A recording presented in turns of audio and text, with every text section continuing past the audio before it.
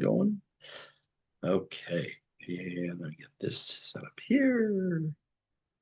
And this is here. Okay. I want to give you start off with an example before we get into the topic. Imagine for a moment you do not know the history of modern day Israel. And I say, okay, we're going to learn history of modern day Israel. It starts May 14th, 1948. The British were pulling out, and building by building was like literally building by building in Yerushalayim. There were fights between the Arabs and the Jews to take over minute by minute, one house after another. And that's where it begins. The problem with that would be, of course, is what are the British doing in Jerusalem? And what do you mean the Arabs and the Jews are, what's going on? It's completely out of context. So I said a few weeks ago that we're going to come to a point, which we did, that I'm going to go backwards in time, and we're going to restart the clock in the early 1900s. We're going to learn about basically over the next few weeks, we're going to learn about the background of World War I, what brought it about, having nothing to do with Judaism, the Jews yet. Then we're going to get into the war itself, and then we're going to talk about the Jews' involvement and how they were instrumental in whatever it might be, and kind of tie it all together. In other words, I don't want to start from, it's May 14th, 1948. They're fighting for building. Obviously, it has nothing to do with World War I. And where's the context? I want to try and give you context. And I will give you one caveat. That at least tonight, it will not be like one of these exciting, mesmerizing classes. This is going to be tachlis about what was going on in Europe for the most part prior to World War I. We'll get to some more exciting stuff, but sometimes you have to slog through some, I don't want to say boring, but some of the less interesting pieces of information before you get to something that's maybe a lot more fun, more interesting. Let me just change one thing on my screen. Sorry. There. Okay. So we're going to take this, like I said, kind of a backward journey. We're going to start back. We've gone through this whole arc of the Jewish people, starting from the late 1800s, Jews coming to America, early 1900s. We talked about all these different organizations, communal organizations and such, and how they morphed. And we're going to go, like I say, backwards. We're going to stop and we're going to look at World War I, and not start with the war, but what led up to the war, because people don't just generally, by the way, you can't consider Israel in anything when it comes to normalcy, when it comes to wars. People don't normally just wake up one day and say, okay, we're going to war. It doesn't work that way. So there has to be some background to it.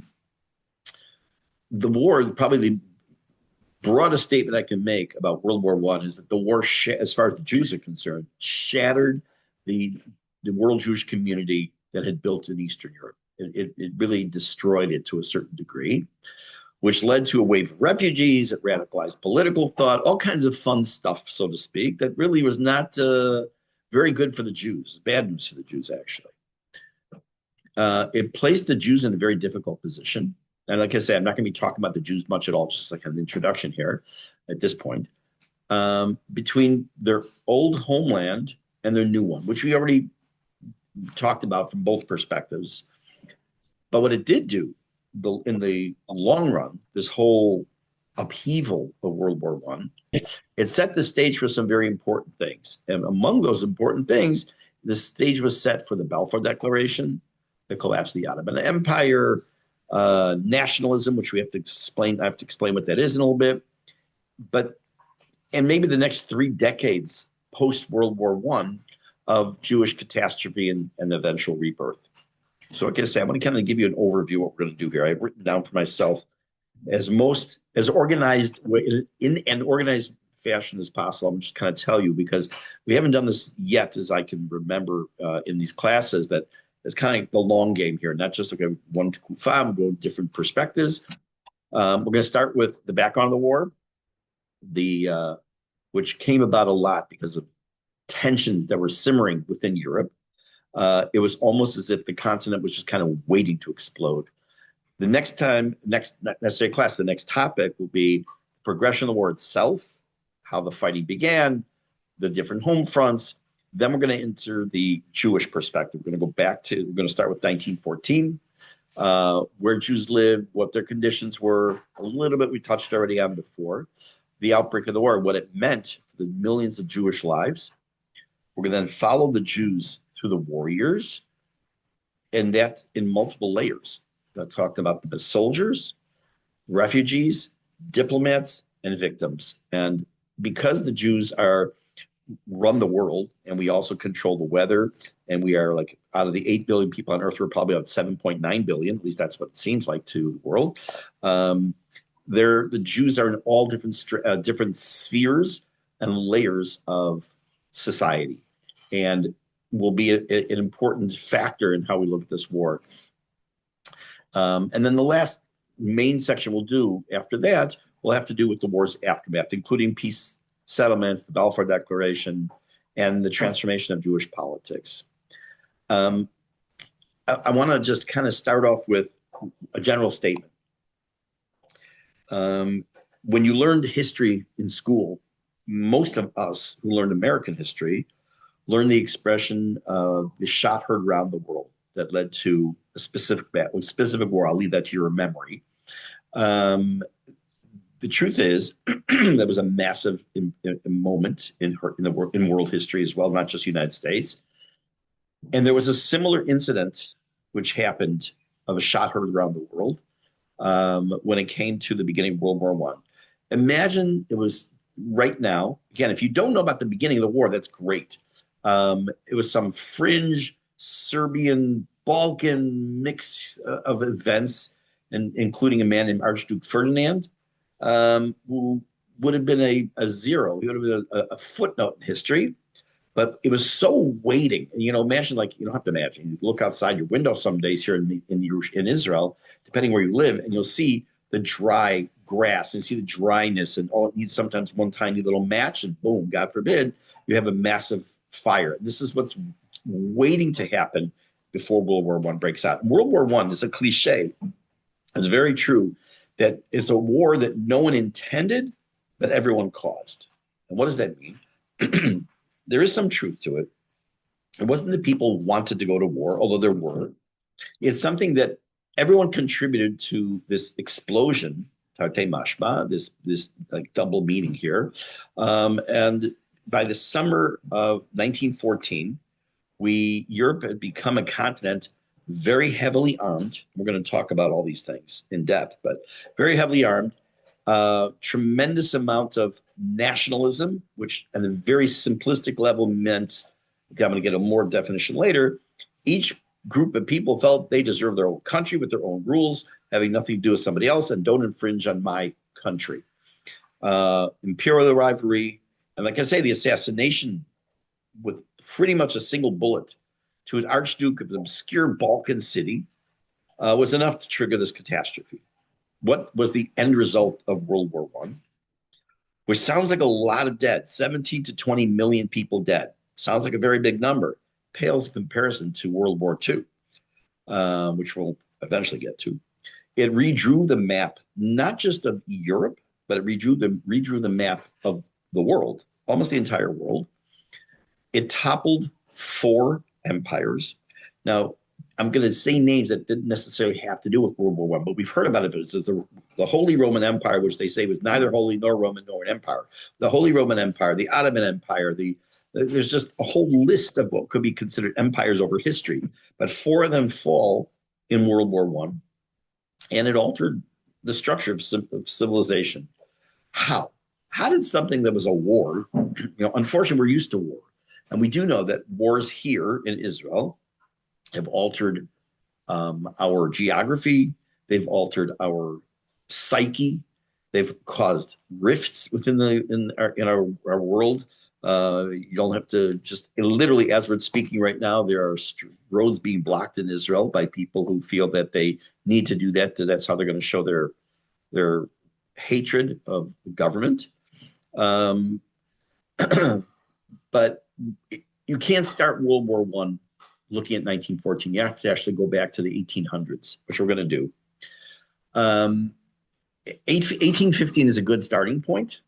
I remember when I was taking a class, more than one, but especially a class in high school in history. Remember just like the eyes glaze over. As soon as you start mentioning years and dates and all, I'm not going to do too many dates. This just has to be, like I've said during this class before, it's just for frame of reference. So 1815 is a good starting point. It's aftermath of the Napoleonic Wars, Napoleon's Wars, which if you know about them, great. If not, it doesn't make a difference at the moment.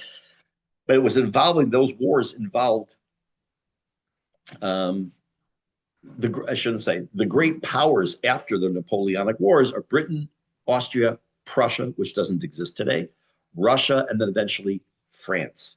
And they meet at what was called the Congress of Vienna. Oh, sorry, they met in the Congress of Vienna, these countries. And historians have called that meeting between these great powers of Europe the Concert of Europe. The idea was simple. What was the purpose of this in the 1800s? What was the purpose of these great powers sitting down to meet? They would coordinate, suppress revolution, manage crises, and prevent any single nation from dominating the continent. What was Napoleon's general idea? He wanted to rule all of Europe. So all these individual countries, whether it was France or Britain or Austria or Prussia or Russia, they were basically going to sit down at the table and say, listen, you have your Dalaramot, you have your area, we have our area. You stay on your side of the line, we'll stay on our side of the line. That was the goal in the 1800s. For about 40 years, it worked pretty well. There were revolutions and there were some skirmishes and maybe some small wars, but for the most part, those conflicts were contained, they were limited, and they ended before they could, I'll use the word metastasize within Europe itself to cause the entire Europe to go to war. But like anything in history, by the way, when I say history, it could be even within a person's family, a community, a city. Things don't happen in a vacuum. Things that are catalysts, things that cause things to happen. Again, like why are these people on the roads right now blocking streets illegally? There's catalysts. People don't just wake up one day and say, okay, let's block the roads. So what caused the system to start to unravel, because you think about it, it was actually a pretty good idea. All these major powerhouses sit down and say, listen, you keep yours, we'll keep ours, have a nice life. What starts around 1860, a number of things begin to happen. And that will start to be the flashpoint of the beginning of what will lead to World War I. Unification of Italy, unification of Germany. I have a list here I'm just going to go through. The continued decay of the Ottoman Empire. Ottomans are Turkey, the Turkish Empire. The spread of nationalism and the intensification of competition between European borders. It's one thing to say 700 miles within someone's border, okay, everything's fine. Where the big problems come, as we see right now between Israel and Lebanon, and Israel and this other country, and Israel and another country, and Israel and another country, it's just the same thing over and over, is border disputes. Okay, we are in Lebanon. They want us out of Lebanon. We say we're not going to go anywhere further north than the Litani River, but we're going to stay up to the Litani River, still recognizing that we're in Lebanon's sovereign territory, but to protect ourselves. That's easy peasy compared to other things where they say, hey, that's my property, it's my country. You know, this is where the border is. No, this is where the border is. On a microcosmic level, all of you who have owned a house or some form of property in the United States we're well aware, I assume, of when you bought your house, there was a survey done to make sure that your house that you were buying this is the line, the property line, that's your neighbor, this is you, and that's it. Matter of fact, when we bought our house, I think it was us, I don't think it was my sister, we discovered when they did the title search and the survey that a couple of inches of what was considered our property was actually our neighbor's property, because it's like a little path between the two with some stone. Neither one of us could care less about it, but you're talking about on the grand scale, it's not a couple of inches. Now you're talking a couple of miles or a mile in a country that maybe the width is going to be hundreds and hundreds and hundreds, if not thousands of miles long. Now you're talking some real dispute. So these start to bubble up when there's land disputes. Each one of these forces, we're going to talk a little bit about each one, because together they create all these conditions. One what's it called? Think of a chemical, something.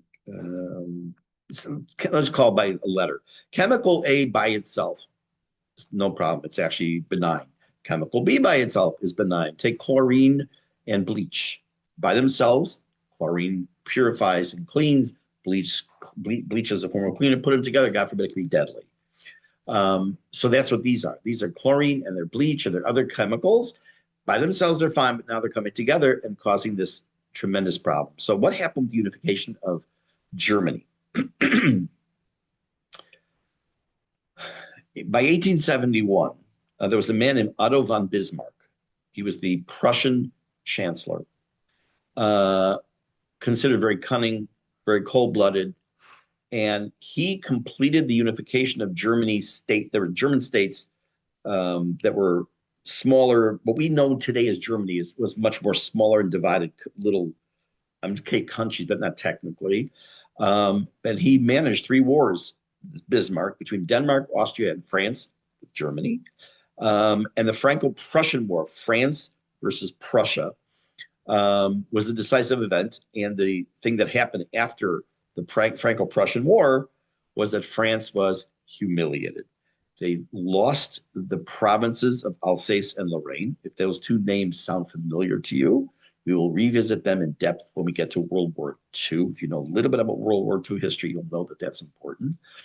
And not only that, they were also forced to pay a tremendous amount of fines, compelled to watch as the German Empire was proclaimed deliberately, triumphantly, in the Hall of Mirrors in Versailles. Now, the name Versailles should be familiar to you for World War I at some point, World War II, and this past week when certain signings were taking place of what I call the Memorandum of Misunderstanding. The German Empire at that moment becomes the most dynamic and alarming power in Europe. It had the largest and most efficient army, and it was becoming a very quickly industrialized country, and it was going to surpass Britain in steel production by the early 1900s. Evidently, at that time period, Britain was in Europe was the main provider of steel. At this point, by the 1900s, Germany is going to overshadow them. They were also politically forward. They were also an educated population. Now, put a parenthesis here for a second, because history repeats itself. It's very, I'm not going to say it. Forget about the history repeating itself. Why is it important to know that Germany is so powerful at this moment? Fast forward to the end of World War I, when it's over, Germany is in defeat, which of course is the fuel that feeds Hitler, Imachimo. They're humiliated. And the treaty that is signed says that Germany can only have X amount of soldiers, X amount of materiel for battle. So you see this, what is the powerhouse is going to fall tremendously by the end of World War I. But at this point, they're the powerhouse right now. Bismarck himself understood that this new Germany was, people were going to be afraid of them, maybe resentful of them as too. And he really worked to keep France isolated. Smart move. I'm not a fan of France. I have never been, but especially these last couple of years. Bismarck worked very hard at was to prevent any kind of coalition to form against Berlin. Berlin was the capital. But unfortunately for Bismarck, he was dismissed by the Kaiser. Kaiser, the same word as Caesar, same shoresh, by Kaiser Wilhelm II in 1890. And German foreign policy starts to shift at that point. It becomes erratic, aggressive, self-defeating. They're doing things, again, not worth getting into details right now, but Germany is doing things that are not necessarily in their best interest to be doing. What Wilhelm, I should say Wilhelm, but I won't. Wilhelm wanted Germany to have what he called a place in the sun. What was the place in the sun? Every leader, I shouldn't say every leader because I don't know, many leaders of countries, of empires, of whatever it might be, how do they come up with what is their chazon? What is their vision? Some, they actually are smart enough to come up with a vision. This is what they want. Sometimes it's jealousy. I want what they have. And this is what was happening now. Germany still did not have a navy that could rival Britain. And this is what Wilhelm wanted. He wanted not just to be so far ahead, well, they weren't yet in steel, but in production and in politics and in almost every way, where he felt, and also their power of their army, he felt they were not up to speed when it came to their navy. And he wanted to build a naval power that would rival Britain, the colonies, and earn international prestige. What was the result, though? It brought about a bunch of diplomatic crises because the naval buildup started to alarm Britain, Russia, France, and all three powers then driven to form an alignment, these others, France, Russia, and Great Britain, to counterbalance the alliance of Germany, Austria, Hungary, and Italy. You don't have to worry about the names right now. Just understand that as things are starting to heat up, and Germany's trying to, puff up their chest through power, other countries are behind them and helping them, or are wanting this, and there are other countries that they're seeing this as a threat. Put it into our modern day terms. When Hezbollah, which is not a country, they're not human, but in any case, what was one of the fears before the war? Why is it that when we bombed Iran, uh, way back when, I can't forget what date anymore. Why were we all woken up? And before this started, we were told to be prepared potentially to be in our mamad, our safe room, for 2 straight weeks. Where'd that number come from? So we could say it was just a random number, maybe. Thank God, most people, myself included, I think the longest we spent in a mamad not near the border area was 2 hours straight. But where'd that come from? Because they had at that point, I don't remember the exact number. I'm going to make up a number: 150,000 missiles. And doing the math, that if they keep shooting and shooting and shooting and shooting, and we don't have the technical support that we needed to have, which we did, thank God, and we destroyed a lot, then we would be in our mamad for quite a period of time. But what was it that we were being told? They're building up, they're building up, they're building up. We need to be prepared. We saw that, of course, as an existential threat. What does the word existential mean? Existence. We're a threat to our existence.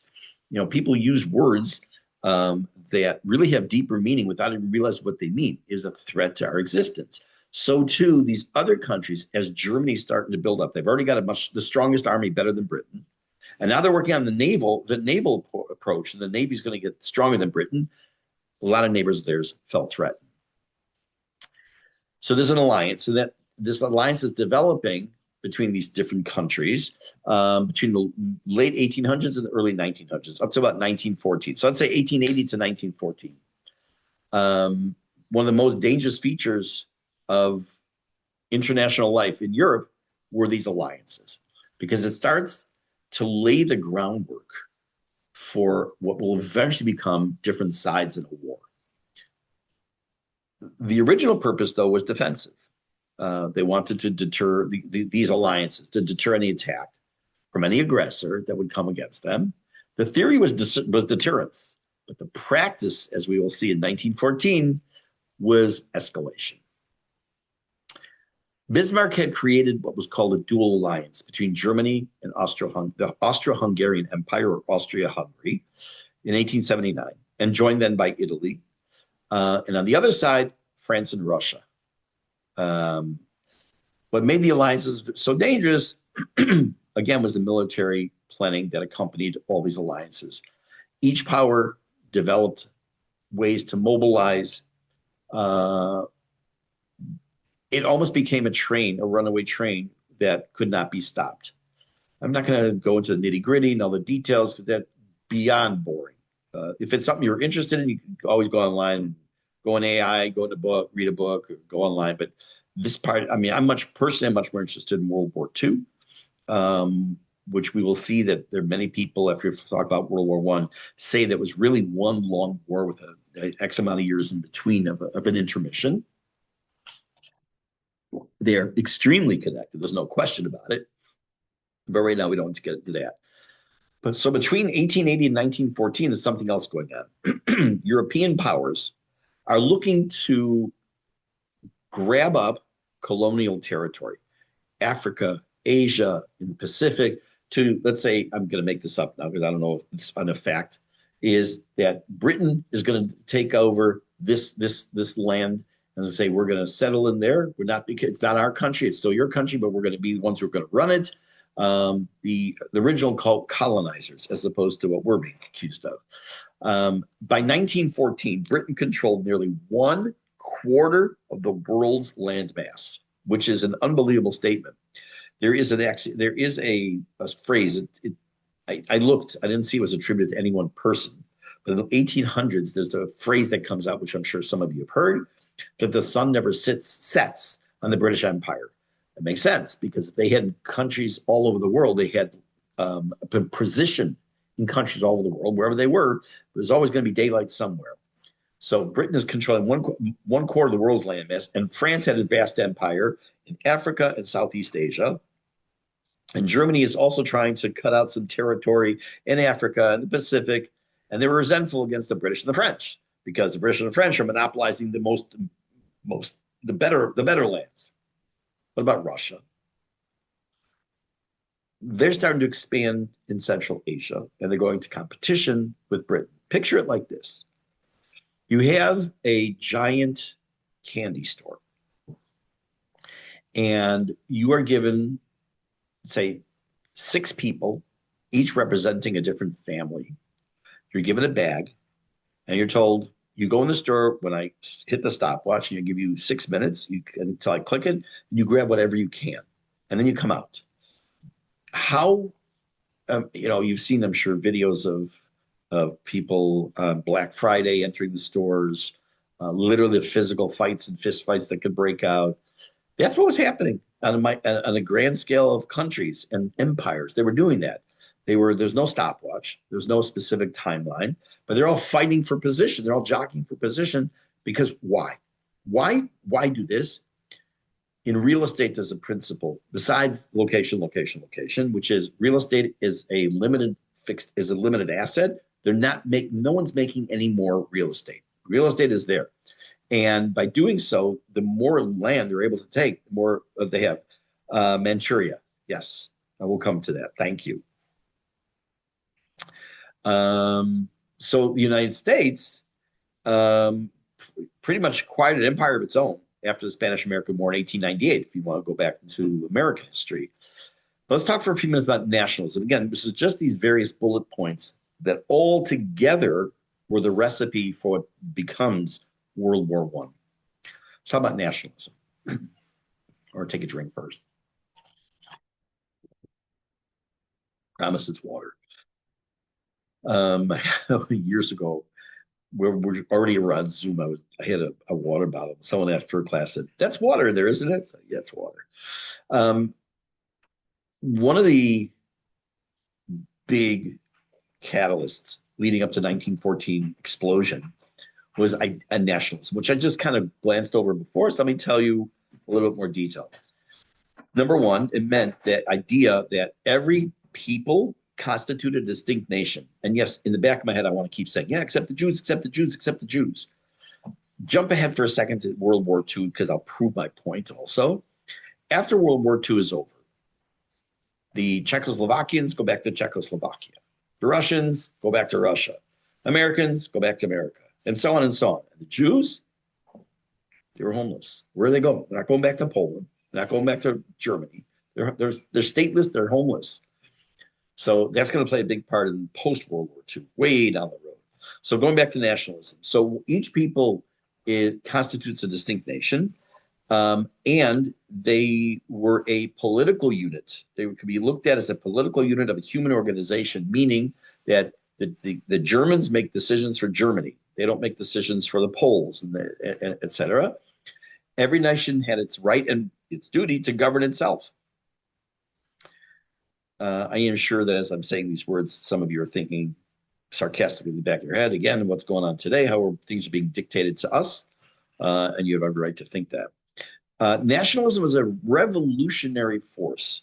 It pretty much began, in what I call modern times, as opposed to ancient history, at the era of the French Revolution. But it took on a new intensity almost a racial characteristic as well. Problem with was that the great empires of Europe, Austro-Hungarian Empire, Russian Empire, the Ottoman Empire, were multinational structures.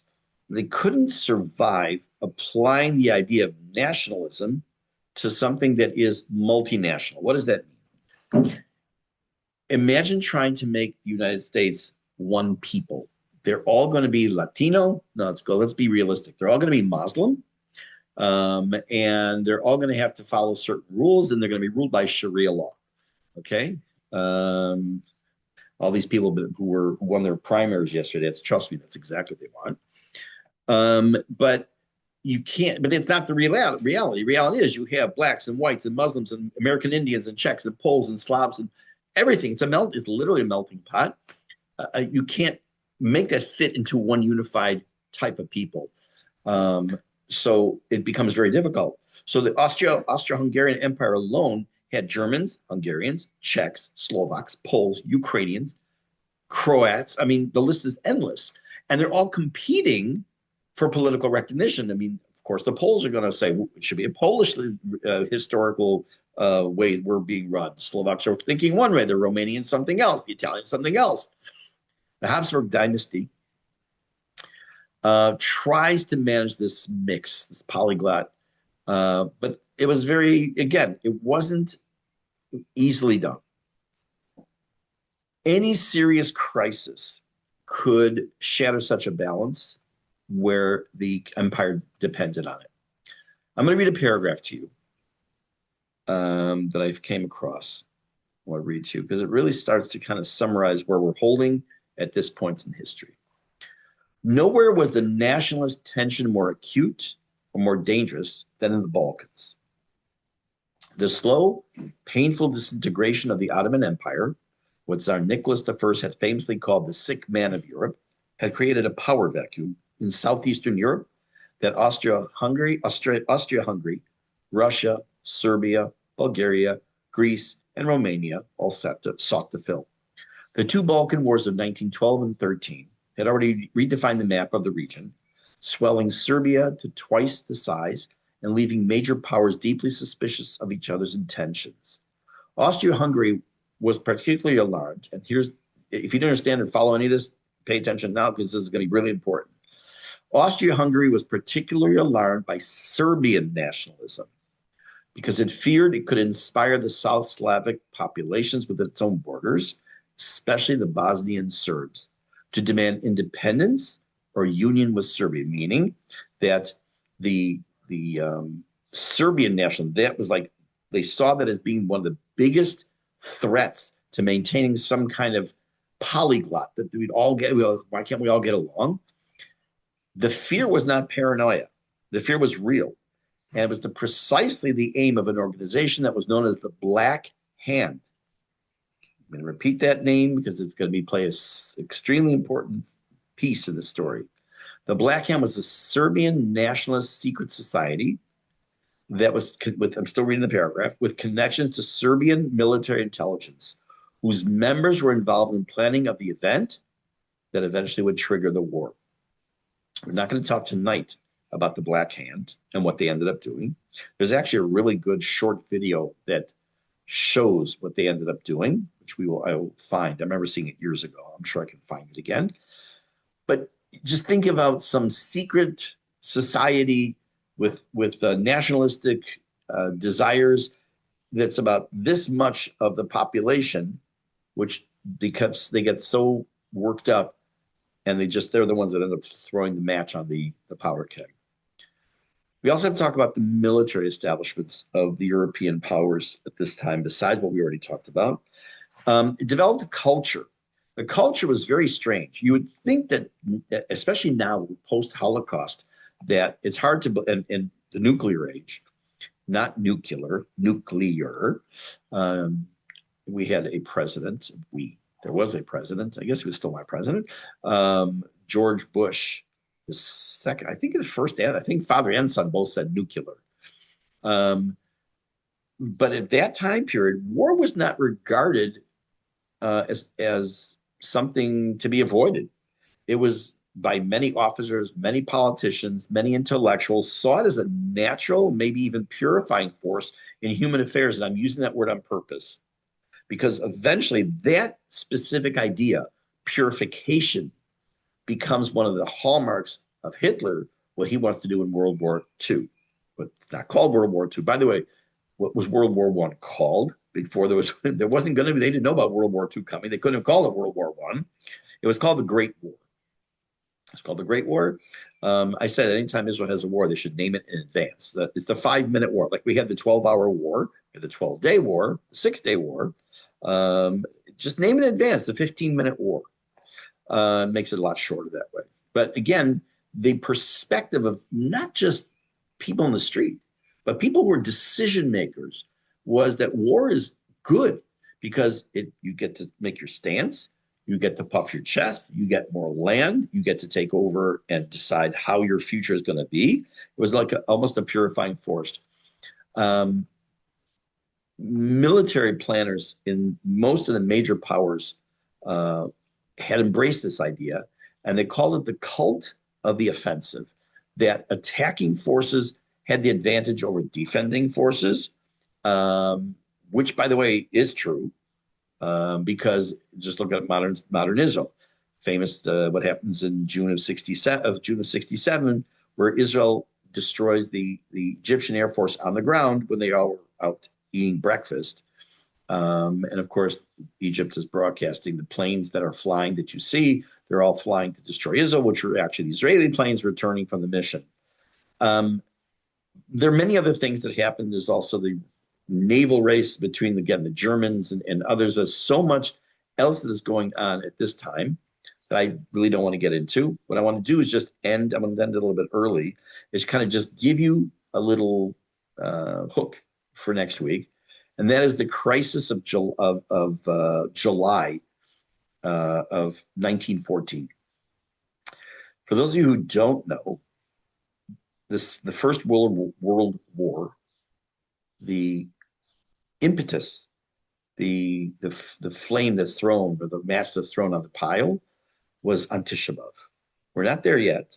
I don't mean Tisha B'Av, we're not there in history yet. But what we're going to start talking about next week, Bezrat Hashem, is, and Bezrat Hashem, hopefully Tuesday, not Wednesday, has to do with in the city of Sarajevo, a man named Archduke Ferdinand, who is the heir to the Austro-Hungarian Empire. He was a very complicated individual. He wasn't very much loved by the establishment, and he had an interesting marriage that pretty much, well, I don't want to get into too much about it because it'll get too deep in. But keep in mind that we're going to be talking about cities that you know the names of, but don't necessarily know how they play out in World War I. Sarajevo, talk about the Bosnia and Kosovo, Serbia, the Ottoman Turks. A lot of names to be floating around here. But I think that what we'll do next time, Bezrat Hashem, as I say, is talk about this moment in time that changes history. And that is the killing of the Archduke Ferdinand and his wife in a car by this, becomes known as a terror organization, the Black Hand. So if you want to know a little bit more about that, and then we're going to continue after that the next time with the Jewish perspective of what they were doing, you're welcome back next week. Meantime, today is Wednesday. It's not too early to say Shabbat Shalom, I guess. And just in case, have a Shana Tova, have an easy fast next year in Yom Kippur, and get your Mishloach Manot ready. I think I've covered the next few months. All right. Have a good evening, everybody. Thank you. Thank you, Rabbi. Thank you. B'simcha.